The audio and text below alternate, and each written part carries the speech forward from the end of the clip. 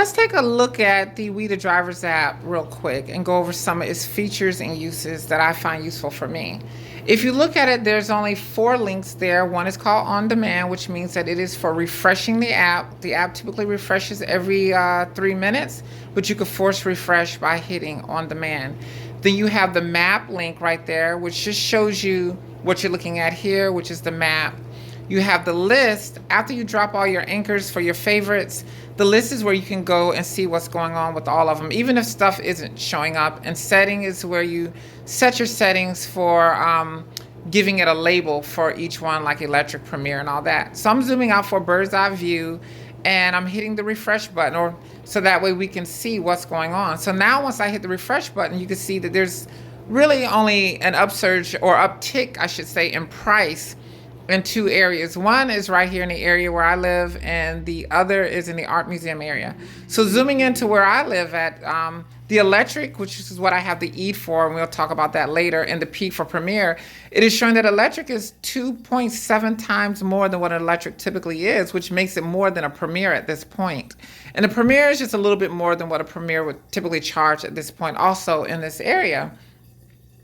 So these type of surgings that you see on this thing isn't the same as you look at your driver's app and you say, oh, there's an $18 surge, oh, there's a $14 surge. No, what it's showing you here is that the passengers, when they go into the app to set a destination to go from where they are, or if they're ordering a ride for someone else, they're going to pay a little bit more than what they typically would pay because there's a demand there.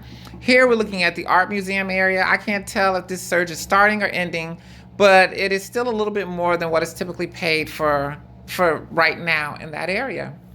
So zooming out, you can get a good idea of what's going on with all the things that you save. So when you hit this list button, right here is a list of what comes up. And you go for what you feel like you qualify for or what you want to monitor. And once you click on any one of these, it's going to ask you to put in an initial to show or to identify it for you on the map when you're looking at it on the map. So I'm going to do the Premier SUV. I'm going to type in O. I don't think it's going to let me do a number. So I'm going to put the letter O on there. But I'm going to remove it because I don't want this showing up on the, I don't really care what Premier SUVs are making. So I'm just going to uncheck it. But just to show you what's going to happen when you click on it. So as you can see, I have P for Premier, E for electric, X for Uber X, and so on. You get the idea. So these are the things that you look for in settings. So how do you add an anchor, or how do you create a favorite? Well, you zoom in. We're going to zoom in on Havertown since I don't have that on here. And you do a long press and this menu pops up and you can name it whatever it is you want to name it. I'm going to call it Havertown right now because it's Havertown. So it puts an anchor there. In order to see what the pricing is for that area, just hit On Demand. It will refresh it. And it's going to tell you what the passengers are typically paying. Now, you can match this up with your Uber passenger app by opening it up and maybe do like a 2 or 3 block radius, a 4 or 5 block radius, and you can see what they're charging people to go that short distance. Now, when you click on list, it gives you a quick written idea of what's going on. So look at my location. This is where I'm at, where we saw the high surge for electric in Premier.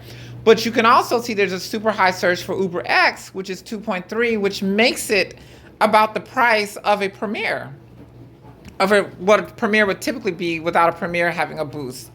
And for that Havertown one that we click, if you want to delete any favorites, you hold long press it and that black bar comes up and you just hit delete.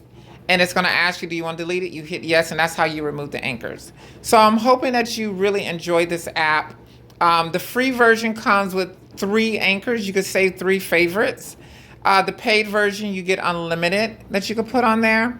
And I like it because it shows the area of the map. If you're in a certain area, you can gravitate towards it if there's an increase in price. I'm not going to go chasing it if I'm on this side of town, running to the airport trying to catch that one.